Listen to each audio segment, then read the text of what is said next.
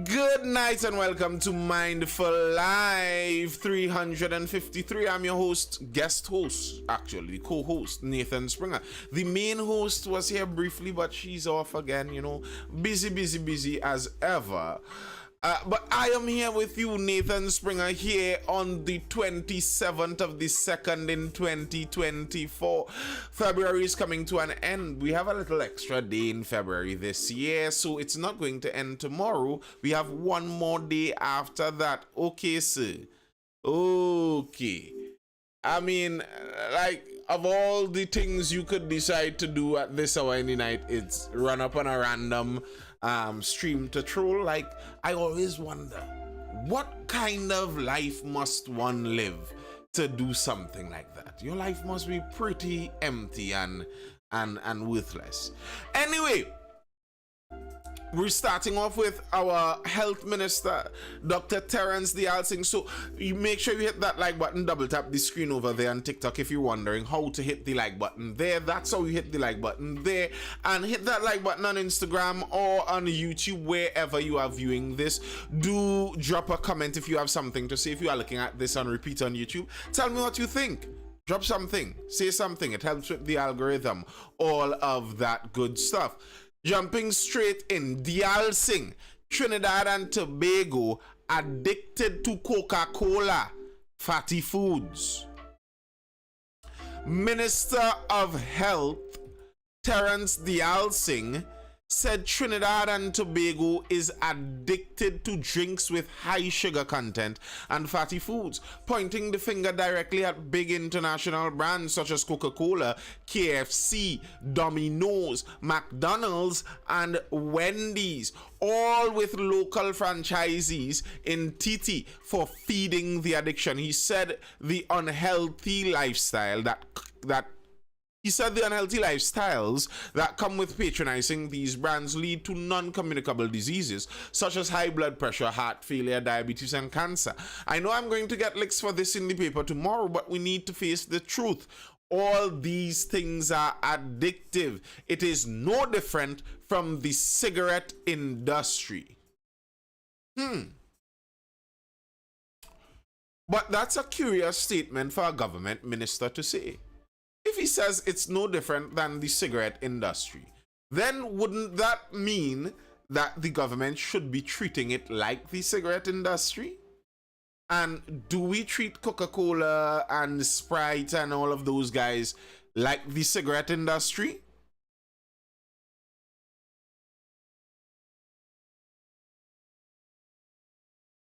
He said people are addicted to fats and sugar much in the same way that people are addicted to hard drugs such as cocaine. And, I have made this point numerous times. And he is right. Many people are addicted to some of those foods just as much as many other people are addicted to drugs. I look at some people who are addicted to unhealthy foods, fat, overweight, leaking out at the seams, and then they would watch some pothead guy, some weed smoker, and say, "What Sheena, drug addict."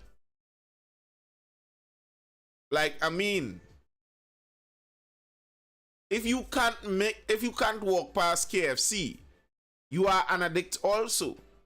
And your addiction is hurting you, probably more than the cannabis guy. Coke got the best ads. Fact. Coca-Cola, for one, Coca-Cola is the company basically responsible for popularizing Santa Claus in the incarnation that we know him. That's to tell you the kind of popularity Coca-Cola was pushing. Coca-Cola stamped itself in the psyche of everyone Gen X and younger.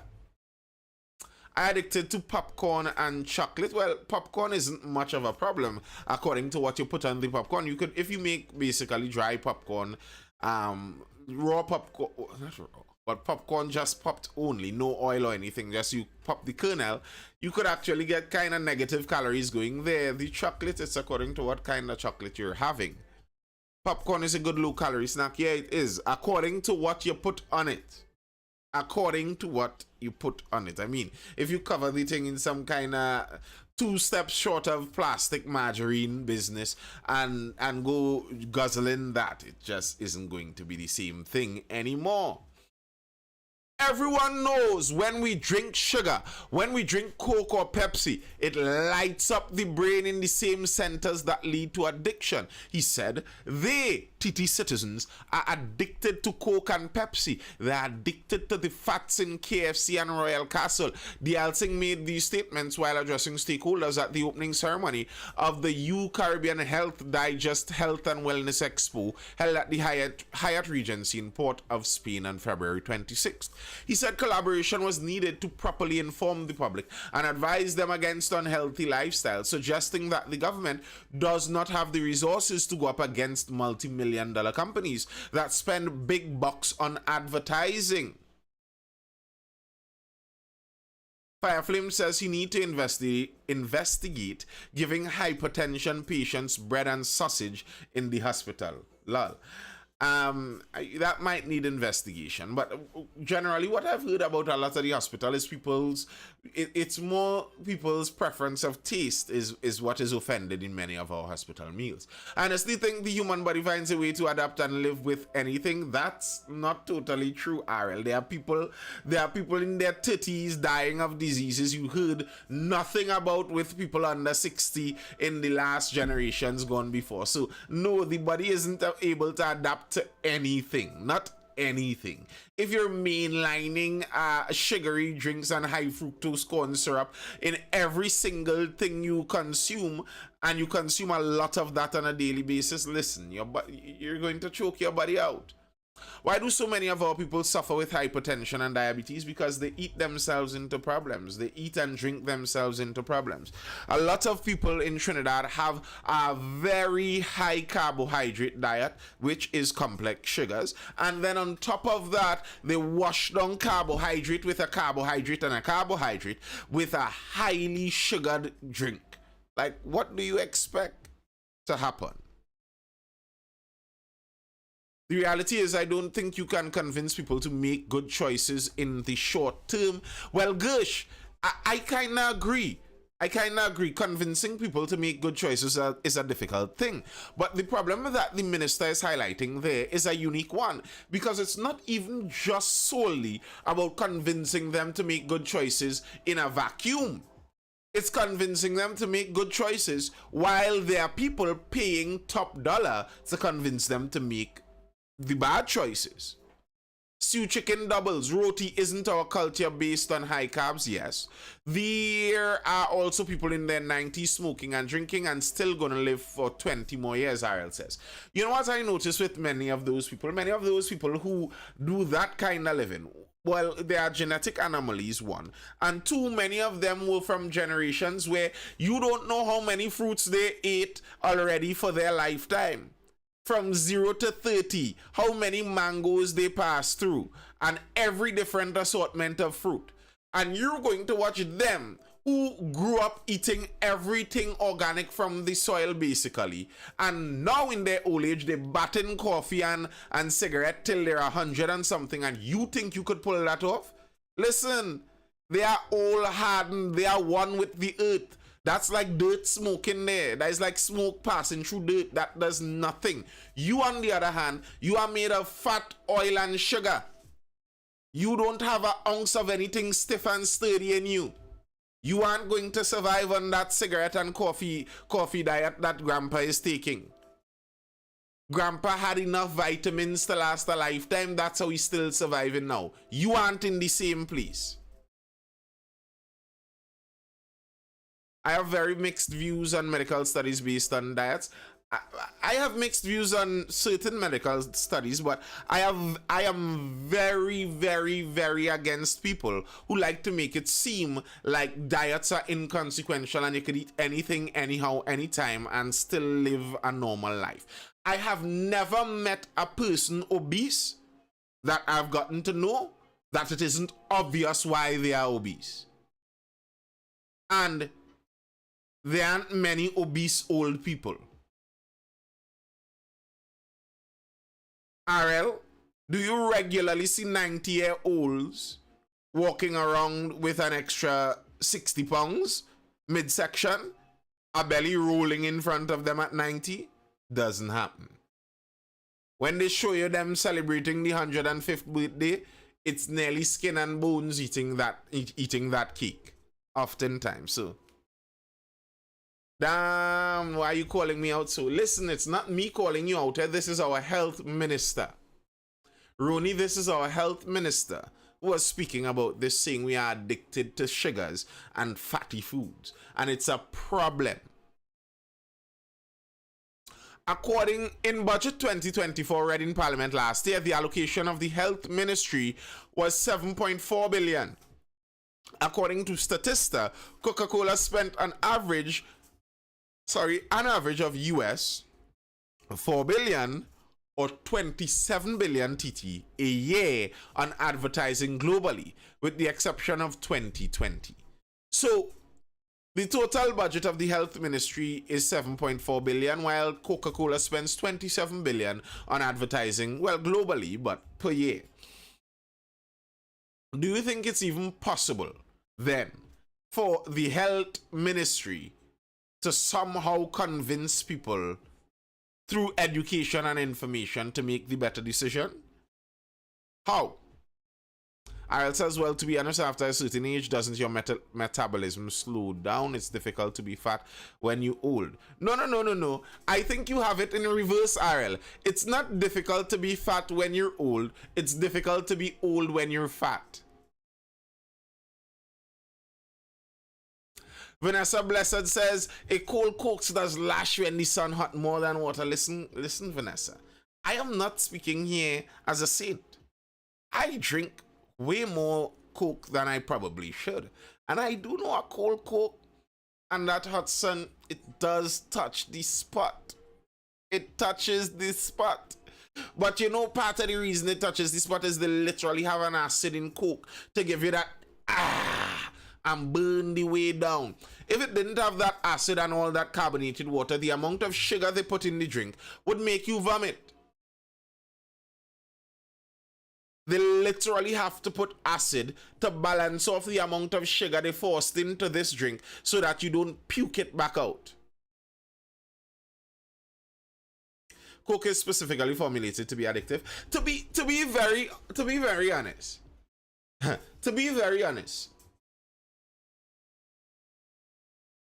Wouldn't it make sense that nearly every person who is making food, making something edible for sale, that they try their best to make it as addictive as possible? Nearly everyone is going to attempt to do that. It's just that Coke succeeded, apparently. Let them raise taxes on carbonated beverages. Simple. I don't think it's as simple as that. Now, here's the issue. There was a mayor in New York, one mayor, Bloomberg, who proposed some things like this. He basically said you tax the poor people heavier because the poor people don't know what to spend their money on. They don't spend their money on sensible things, so let's keep taxing them very heavy. And if you tax soft drink, carbonated drink heavily, at the moment, a $10 2-liter drink purchased is basically the cheapest drink to be bought out of the grocery. A $10 carbonated sweet soft drink. If you raise that price, all you are basically doing, at least to the poor man, is raising his grocery bill at the end of the month. It will make the business profitable.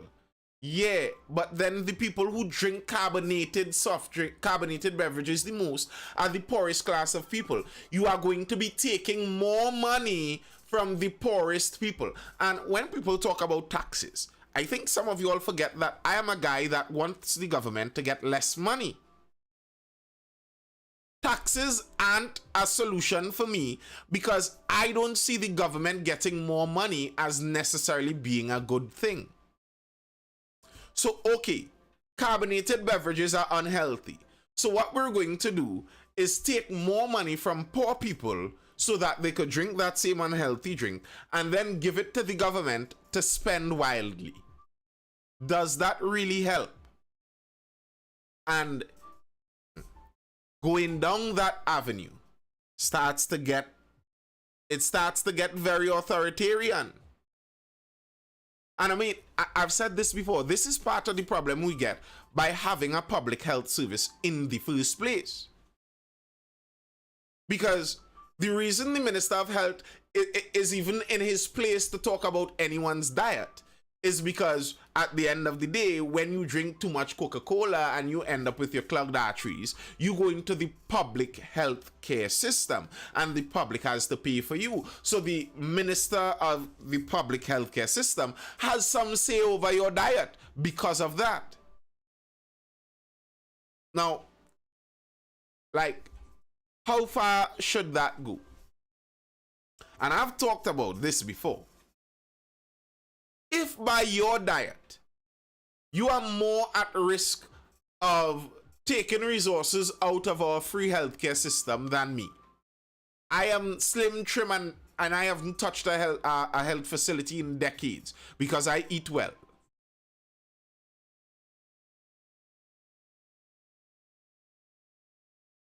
Doesn't that kind of put a negative incentive in the system? Where the people who actually live worse extract more resources out of the system?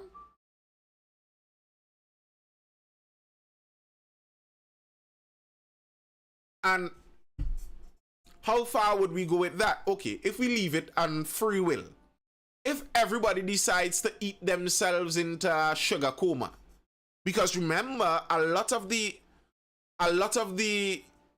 jobs, a lot of the occupations that we have now are moving away from that physical and outdoor and stuff. It's a lot of sedentary jobs.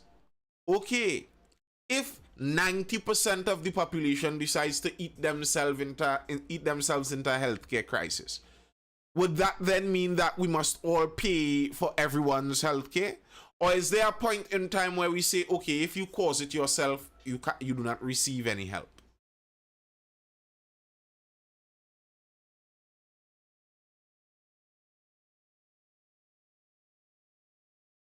And what does a government do about that?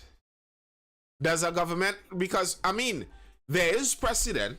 They banned the advertising of cigarettes. I believe alcohol advertising is seriously limited also. So would it be that the government must now step in and ban advertising Coca-Cola? No more KFC advertising? And where does that leave everything? Because, I mean, Coca-Cola advertising is kind of the pinnacle of advertising. There are many people probably who started off their occupation, their career in advertising with hopes of ultimately ending up on a Coca-Cola advertising campaign. Healthy food prices can drop. I have some more articles to run through there. Nathan, demand and supply play a serious role in price setting. Yes. So for healthy food prices to drop, you need to, what? Decrease the demand or significantly increase the supply? Hot cooks does break gas. Well, maybe that's how we should use it, only as a medicine. But we come back to my subsidized food idea again. Subsidized food, I think, is a dangerous plan. I think that's a dangerous plan. I understand the intention, but I think it's a dangerous plan. The main thing I think what we need to do in a country like ours is change our eating habits, change our eating style. So, cassava grows in Trinidad and Tobago. Cassava is not a difficult thing to grow in Trinidad and Tobago. If more people ate cassava, more people would grow cassava.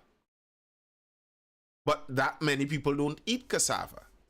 So the market isn't as big and exorbitant. Cassava would be a much healthier alternative. And I believe, if it were to take over more on the staple side, cassava prices would drop ridiculously cheap. Buddy By Imran would love this debate. Hey, you know, They drag him for what he said, but many people know they've been saying the same thing in their private chats too. He just went up public and said it. But many people know they've been talking about what they've been talking about for a while. Dashing to facts. I love hot cassava and butter. You're talking good meals there, Vanessa Blessed. You're talking good meals. And cassava so expensive and hard to boil. Listen, cassava is so easy to grow. Cassava doesn't need much water. It doesn't need much fertilizing. It doesn't need much space. You don't need to keep the grass down. Cassava could grow even among the bushes. Cassava is an easy thing. While you do eat rabbit here, some people do. Some people do eat rabbit. I guess it's just a cultural thing. Chickens are the favored part.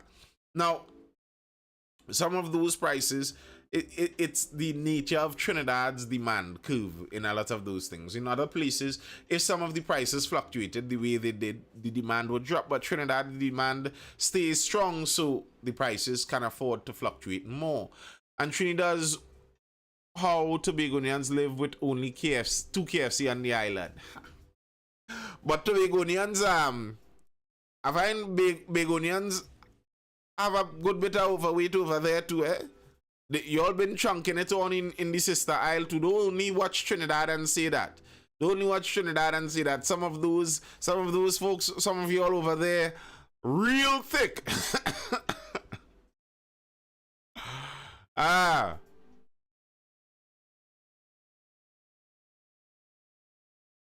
We love pork bad, boy.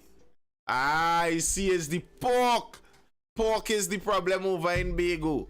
Hey, but watching government services and how government uses our resources, etc. The health minister lamenting that, you know, people and the bad habits, all your fat people, licking up the healthcare system. And we're running over to the fire service and the saga of the ladders. Send them back. Fire service uses British standard equipment. What trouble is this? The case of the $1 million unusable ladders has taken another twist as documents show that a test was conducted on the ladders following which they were supposed to be returned to the manufacturer.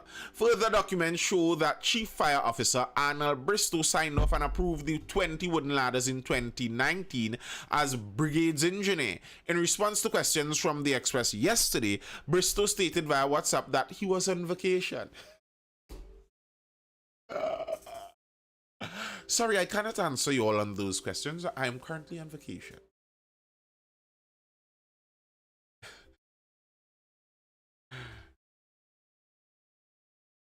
He added, Woi Nisi. He added, the matter is being addressed by the Integrity Commission at this time. One thing I can assure you, I did not purchase any ladders. I was not the Chief Fire Officer at the time. But this man playing politics out here.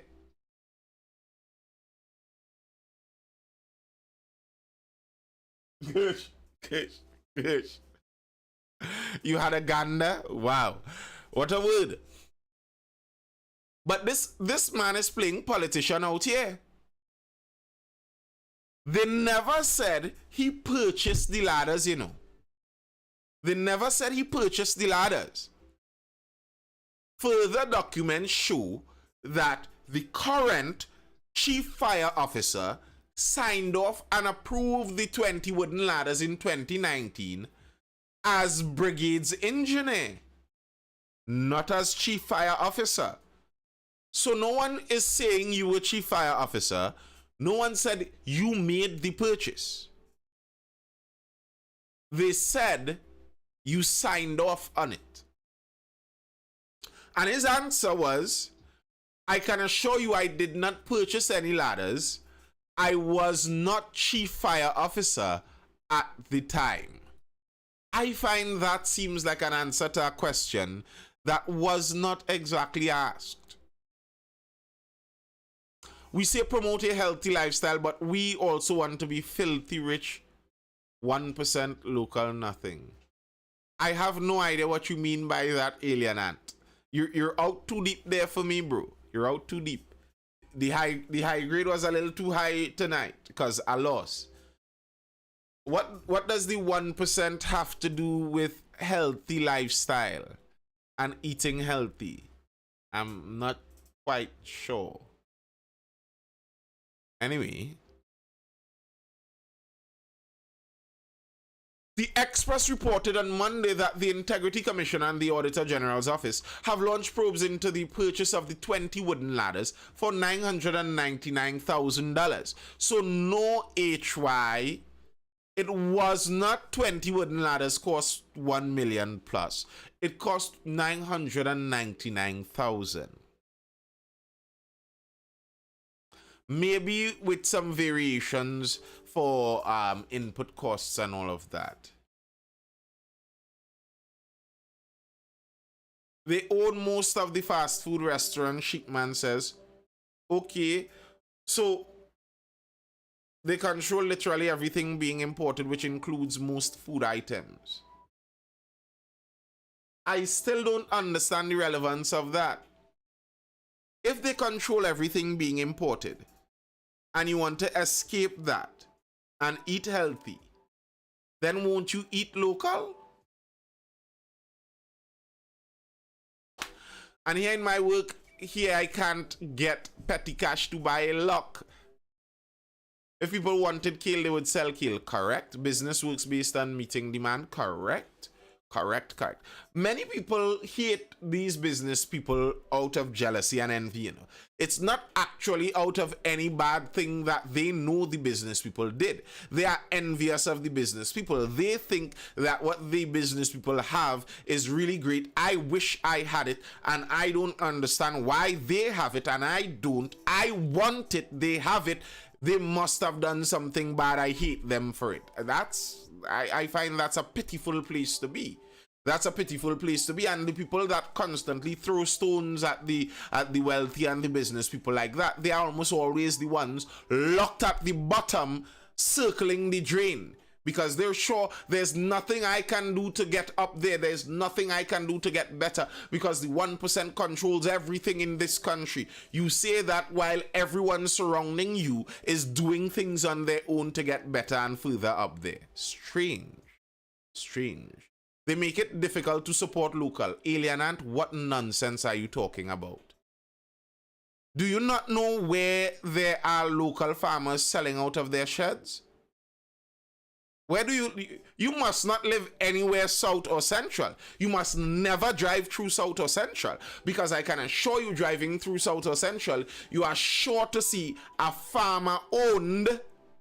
I'm not even talking the market, because the market might have imported goods and goods sold by middlemen. You go on the side of the road and you find all of the farmers selling cassava there. You want cassava? My garden full of cassava. You could come and get 50 pounds. If you're struggling on supporting local, come support local, buy me out. Farmers does take links, some do. And that's not a very hard hurdle to cross if they don't. ATMs are numerous. Some people just hate themselves. Yep. People just born with gold and million in their pillow, apparently. Yeah, I understand that many wealthy people do oppress those in classes under them. I understand that. I know it's true. But many people exaggerate some of those things. Many people who talk like the 1% personally did them something have never had a bad encounter. They don't even know the name, look, age of any person actually in the 1%. And they are parroting something they heard. Now, he doesn't want to go through this ATM thing all the time. So. Well, buy foreign just for the sake of the links.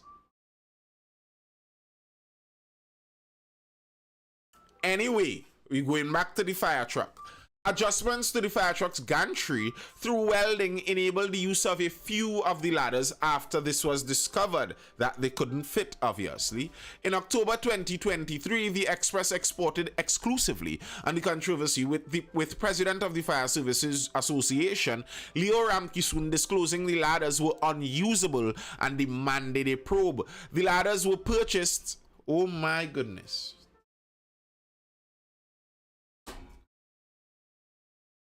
The ladders were purchased from Amalgamated Security and Information. About the ladder cost and supplier were only disclosed after businessman and social activist Inshan Ishmael had filed a Freedom of Information request asking for information. So Amalgamated brought in and supplied those wooden ladders at 1 million. Allegedly.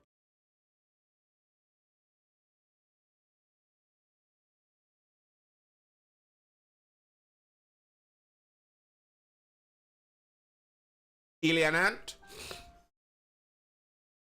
asked how many local farmers can obtain the opportunity to export. They will always remain local farmers. You are missing the point. Do you buy out the local farmers? Or do you sit there angry at the 1% while addicted to their stores? Nathan, you can be the new host. Ha ha ha ha ha ha ha. No thanks, Vanessa.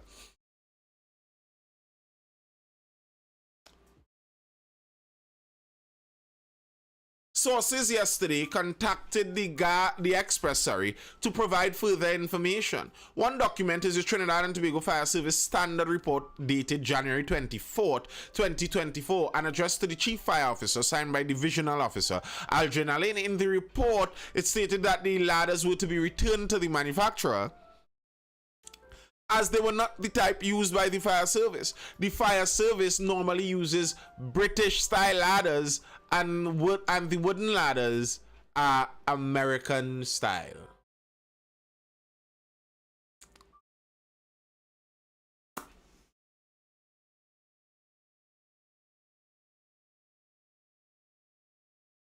Once I could control it, I'll do it, Reeve.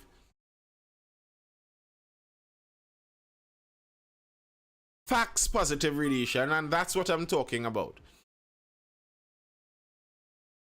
So you're trying to tell me we order $1 million in ladders, and only years after they are ordered and sitting down in one place, only years after, then we figure out that actually we spell our color with a U, and they sent us the color COLOR. Our flavor is FLAVOUR, and the flavor they sent was FLAVOR. It took us years to notice that. You'd be surprised how often people buy the wrong thing. I mean though, this was something tendered. This was contracted outside of the fire service by Amalgamated. You're trying to tell me they contracted people and didn't stipulate the right one?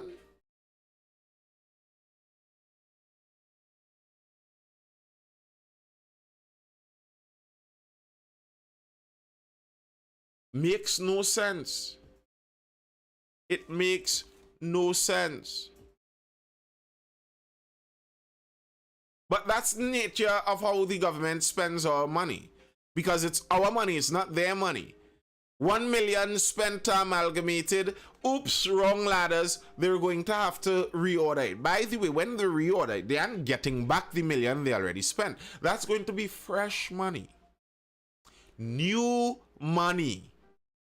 New money. But look at this article. I found this interesting too. Job cuts expected as 3 state agencies merge. This is from about a week ago. The amalgamation of Export TT, Creative TT, and Invest TT into a new entity. Ha-hi! You all catch that one? You all catch that one? The amalgamation of Export TT, Creative TT, and Invest TT into a new entity. Ha! In April, we'll see the current total of 154 staff members at those three agencies cut to around 90 to 100 people. Now, here's my issue when I hear things like this. If you're telling me those three agencies could be amalgamated into one agency and use much less staff, what were we doing all the time?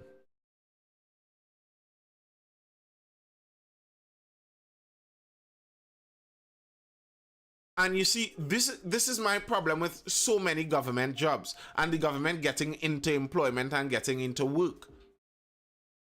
The government is more interested in keeping people occupied, keeping people employed very often, than efficiently doing the job.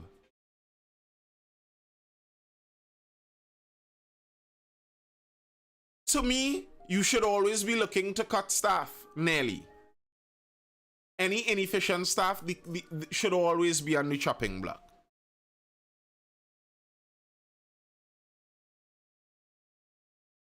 All the time.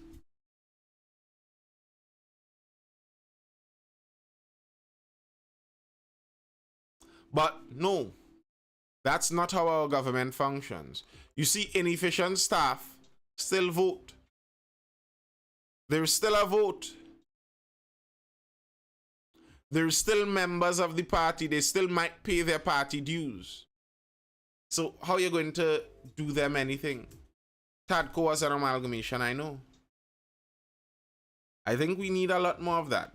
Strip out the fluff. Strip out the wastage. Gersh and Ronnie going down in a very interesting conversation there. You all go ahead. You all go ahead. Have it out. Hey, let me cover one last story before I saw this. And it was just interesting. Nathan, where was the procurement laws for those ladders? I don't know. I guess that's what the Integrity Commission would be telling us soon. But if they're anything like the commissions of inquiry, I don't expect a whole great deal from the Integrity Commission also.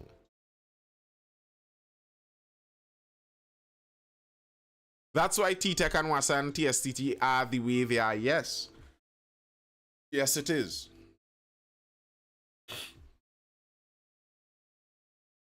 Now let me hear from the parents in the house. What would you do if you found yourself or your child found themselves in a situation akin to this? Father sues state after teacher slaps child. Teacher accused of slapping student. A lawsuit for assault and battery has been filed against the state by the father of a schoolboy who was allegedly slapped by a teacher for using his cellular phone. The civil claim was filed on Wednesday by attorneys representing the boy and his father following the incident that took place at his secondary school in Woodbrook last November. Even though a police report has been filed, to date it remains incomplete, and it is not known whether any internal investigation had been launched by the school. In the claim, the father is seeking damages for assault and battery and all losses suffered by his teenage son because of the alleged actions of the teacher. In the claim that was filed by attorneys for him, it was stated that on November 20th, the boy was at the school's library and was granted permission by the librarian to use his cell phone to access Google Classroom to study for exams. But while using the device, the claim stated the teenager was approached by the teacher and questioned why he was using his phone. The boy explained the purpose of him using the device and indicated to the teacher that he was granted permission by the librarian to do so. In spite of this, he was shouted at and told to leave the library, the claim states. The teacher then grabbed him by one of his arms as well as behind his neck, pulled him off his chair and forcibly removed him from the library, it added. The claim went on to state that the teacher took the boy to the principal's office, where he continued shouting at him before slapping him on the face. The blow resulted in the boy's right eye becoming swollen. His lips also began to bleed, it was stated.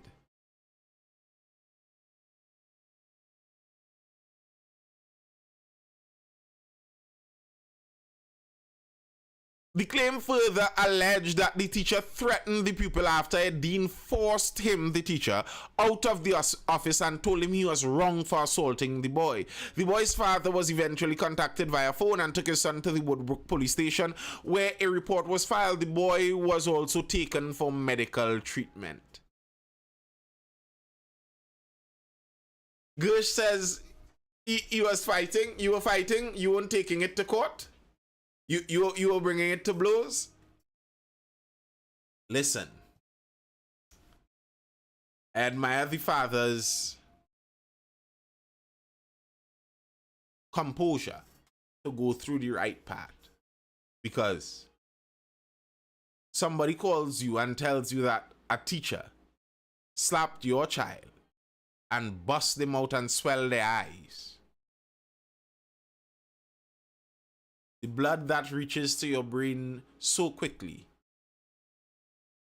your thoughts may move faster than you can calibrate.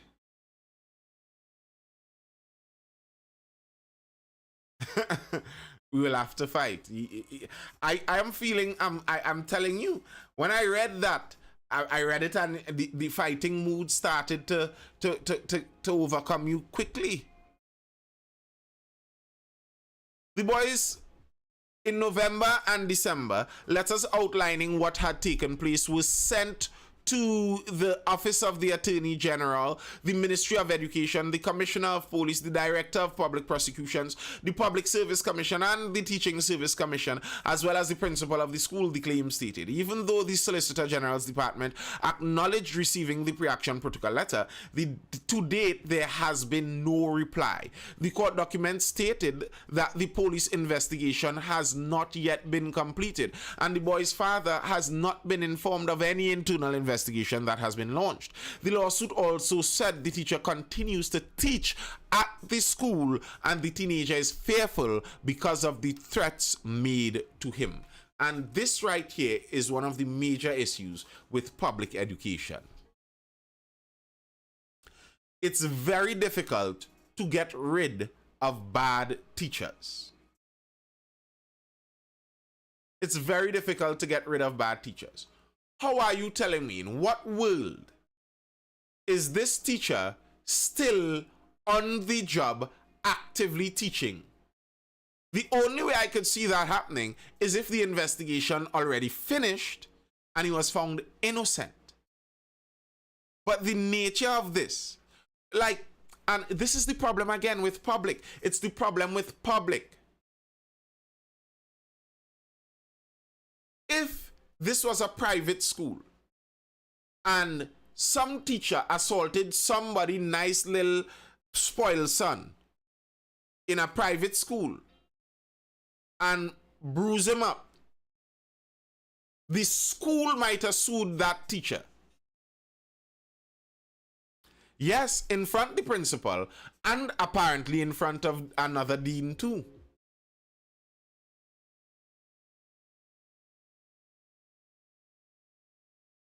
That was right to have patience. He's going to get a well-deserved PD after he can. Maybe he might. Maybe he might. But the teacher is still there. How are they going to do an investigation this long after the evidence could have been tampered or faded? Well, supposedly, according to what they were saying, they were supposed to have been investigating all along.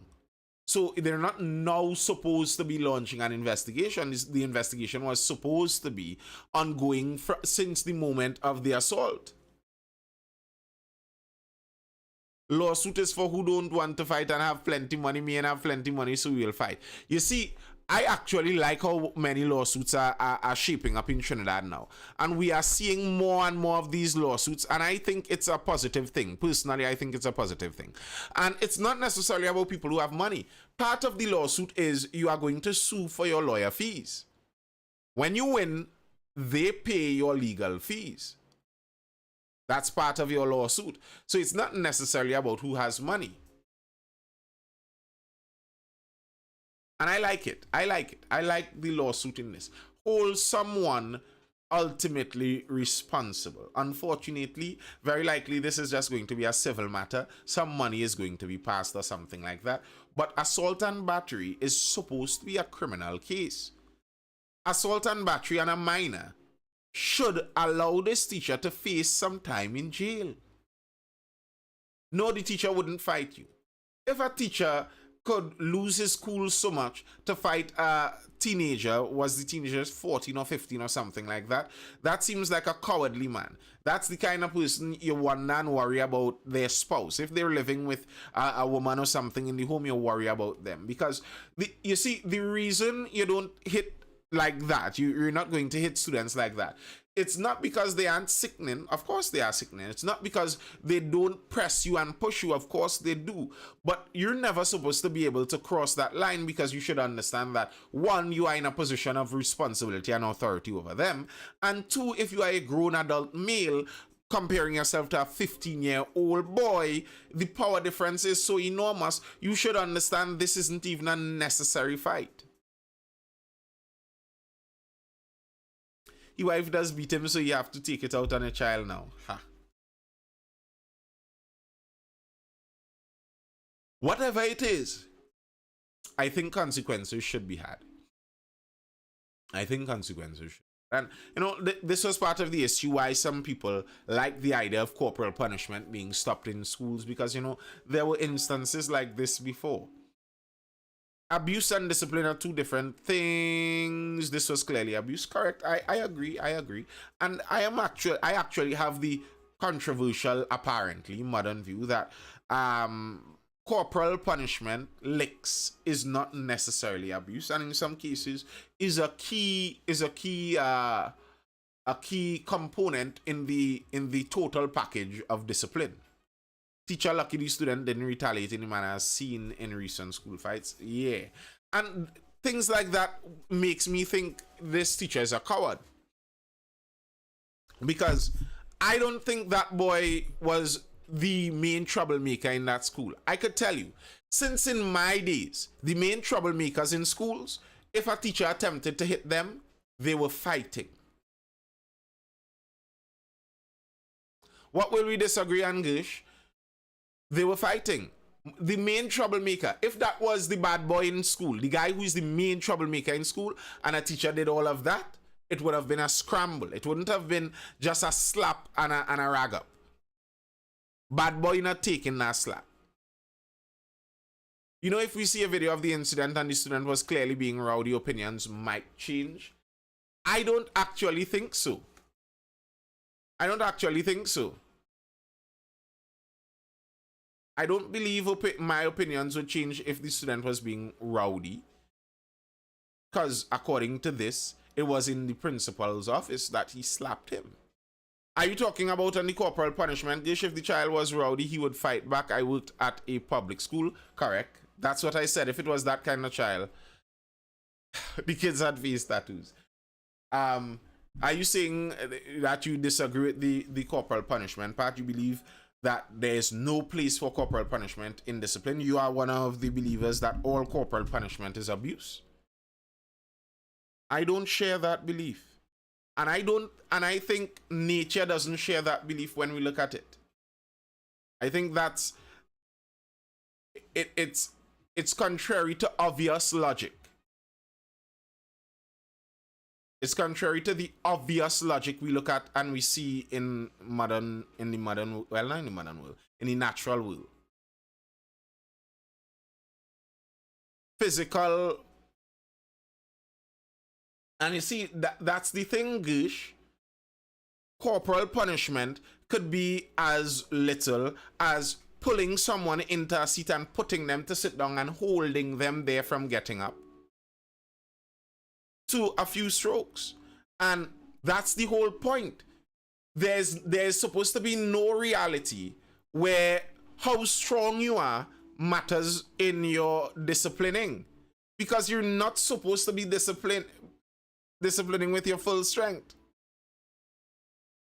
And, and that's why I said, Gish, it's a tool in the arsenal. You don't necessarily need to use all the tools. And all children aren't the same. So I don't think all children would require the same thing at the same time. The thing is, though, many of the parents who say things like what you say to my child does whatever I tell her. My daughter is very obedient, I find too. But many times I notice parents who say things like that leave out the fact that they do a little pinch occasionally. They have shaken a shoulder here or there. There's a little flick here or there, a little flick here or there.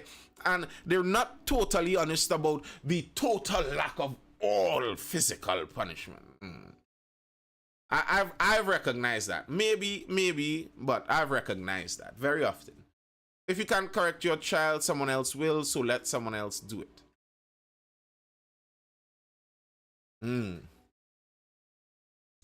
And I did notice you said her. If you get one of those boys who seem to exit the womb turned on 10, good luck with just the looks and maybe a raised voice. Good luck. As I said, I don't believe all children are the same. I don't believe all children are the same. I don't believe the way you raise all children is supposed to be the same also. Anyway, people, we start late, but I can't stay long. Well, it isn't my lived experience. Understood? We start late, but I can't stay long. That's all I have for now tonight, people. I'll see you guys again tomorrow night for the next Mindful Live, starting around that 9:30 p.m. time. 9:30 p.m. time. I got plenty licks. I just hid my bad behavior better. I don't actually think so because, Gersh, you are not a bad person right now, are you? You speak about being married and having your child and taking care of your home and all of that and all of that and all of that. So I don't suppose that you just hid all of your bad behavior and continued on that way. I don't think that's the case. So there's that.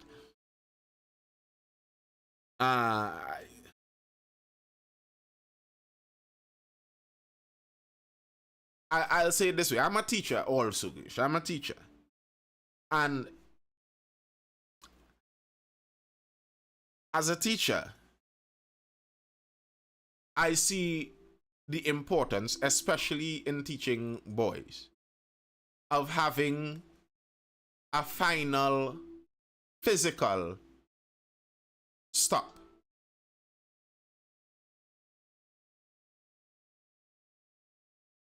And I do think that licks in the proper connotation level does add a useful tool for some people. I wasn't that kind of bad for sure. Well, you were some kind of bad that they had to beat out. So you think all the licks you got changed nothing in your life? That regardless of all of the licks you got, you're going to end up just as good as you ended up now. In fact, without the licks, you would have been better. You would have understood conflict resolution and all of that better. You think that, honestly, earnestly, reflecting on yourself? Because I don't think I got a lot of licks, but I think I got just the right amount. I got a little, but just the right amount.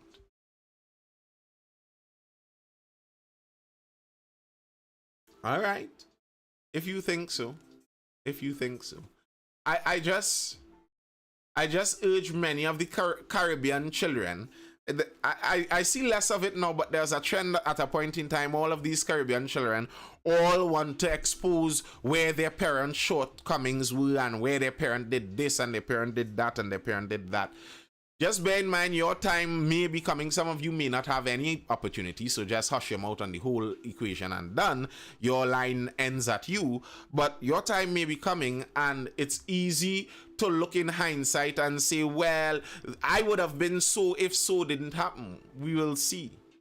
And for me, looking at the children that the boomers read, as in the children I taught earlier on versus the children that millennials are rearing now.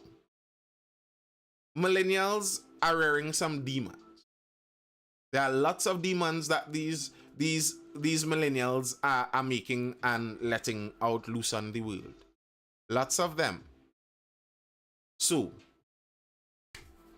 a good job here and there would have gone a long way as opposed to only course correction.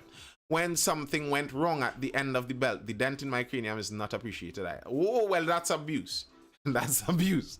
I'm not talking about that. I never got a dent in my cranium. And to me, that's what discipline is supposed to be. Discipline isn't supposed to be a heap it up, and try and burn down the house on one day. No, you constantly guide and suggest and groom, which isn't necessarily a bad word, into a direction, and only when things seem like they're going haywire, you may need a stiffer hand to pull back in more resolutely. But you're not supposed to be constantly having to yank into another direction and yanking. No, that's not what discipline is supposed to be.